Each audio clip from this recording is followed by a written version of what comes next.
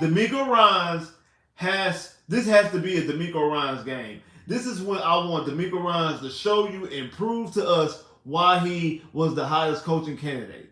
Because, like I said about Will Levis and this offense, they gave Will Levis the freedom to throw the football up.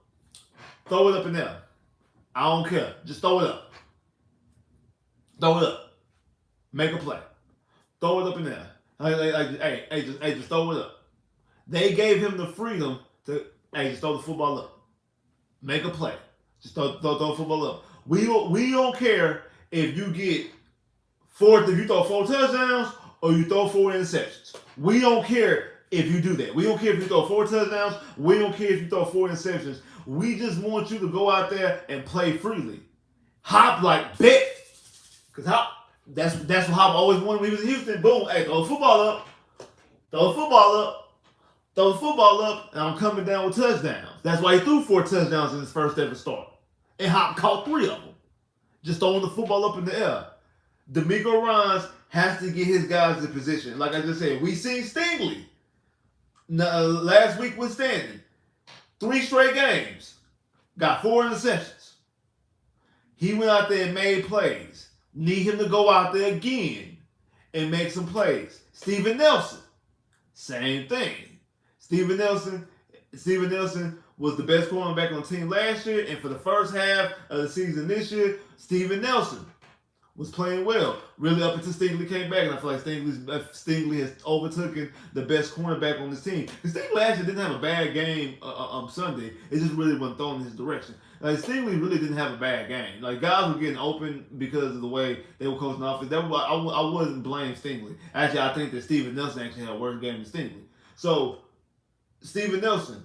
Because Steven Nelson's made some plays. He made a play against Arizona to win the game, a pass deflection, the secure game, and also had another had the interception against the Saints to seal that game as well. So, Steven Nelson, we need you to make some plays. We need you to make some plays. D'Amico Ryans needs to get these guys put in position. I know we can probably more likely missing Willie Anderson. But hey, Jonathan Gennard is leading the team in sacks. Has double-digit sacks. The first guy to get double-digit sacks since 2018. Since 2018. Which was obviously J.J. Watt. And I think J.J. Watt had 15. Because remember, he missed half the season in 2000. He missed half the season in 2019. And then 2020 was just like just we wasn't good. We wasn't able to get a pass rush. And then the last 2 years, whatever. But hey, able to get the football. Hey, I need you and Jonathan Gennard to go out there and make plays and able to get to the quarterback. That's what I need you to do. You got 10 sacks already, double-digit sack season. Like I say, first guy since J.J. Watt back in 2018. I need you to be able to put a pass rush on Will Levis because he's going to go out there. He's going to get rid of the football because he's going to go out there. He's just throwing the football up in the air. Get these guys in position. Stingley right now, I think Stingley's like 4th in Pro Bowl voting for DBs in the AFC, if I'm not mistaken. Hey, and I know you had a phenomenal stretch in those 3 games. And last week, like I said, I'm not gonna blame last week on you. You need to go out there. Hey, you want Pro Bowl? You want Pro Bowl recognition? You want to be a Pro Bowl player? Prove it to these is a game. This is a game right here, right? You need to come out there and get multiple interceptions. This is a game where you need to get 3 to 4 to 5. Like this is a game as a defense collectively needs to get 3 to 4 turnovers, especially if their quarterback is just throwing the football up in the air like that. If their quarterback is throwing the football up in the air like that, you have to make the plays. You gotta make plays on them. You just do. You have to make the plays on it. You just got to, man. You gotta be able to make plays on this team. You gotta make plays on this defense, bro. You got this defense has to make plays on this offense. You just got to. Like I said earlier, Jalen Petrie, are you gonna show up to the party? Are you gonna show up to the party? Are you gonna show up? Because, like I say, people. As of right now, people want to give you the sophomore slump. I'm not even doing that. I'm not giving you the sophomore slump. Jalen Petrie, you're hot butter garbage. Until proven otherwise, you are hot butter garbage. You are. You're a liability, and you're hot butter garbage. And I'm watching the tape. I'm watching the games. I'll be looking like, what is he doing? Like, bro, I thought you were gonna be a Pro Bowler. Thought you were gonna be an All Pro this year, and this is what you give me. I be looking at the tape like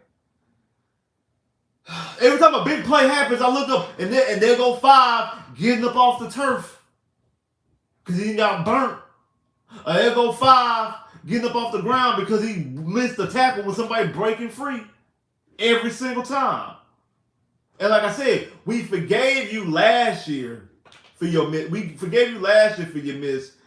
tackles, even though you got benched twice because you were turning the football over, you were making impact plays, you were catching interceptions, something that we don't talk about. That's what Lovie Smith does. That Lovie Smith defense forces turnovers. He did it in Chicago, he did it in Tampa. If I'm not mistaken, I also think he was doing it in Illinois when he was the coach in Illinois when he was in college. That's what Lovie Smith does. Think he was doing it with the Rams too. I think he was doing it with the Rams too, if I'm not mistaken. I think he was doing it with the Rams too. He was able to turn the football over. That's what his defense does. That's what he did for the last 2 years in Houston. That's what he did. His defense forced turnovers. And that's what Jalen Preacher was doing last year. But he's not doing that this year. He's not turning the football over, and he's making the same mistakes he was making last year. So that's what I'm saying. That's why I don't say, oh, it's just a sophomore slump, because he's doing what he was doing last year. We just excused it because he turned the football over, because he made 5 interceptions last year. He was making impactful plays. He's not doing that this year. He's not.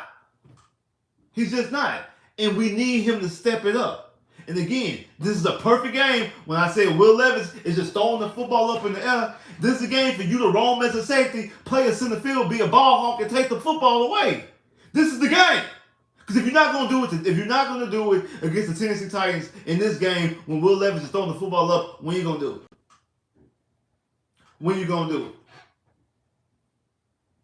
When are you going to do it? When are you going to do it? If you're not going to do it this week, when are you going to do it? Let me know. Let me know. Just let me know. When you going to do it.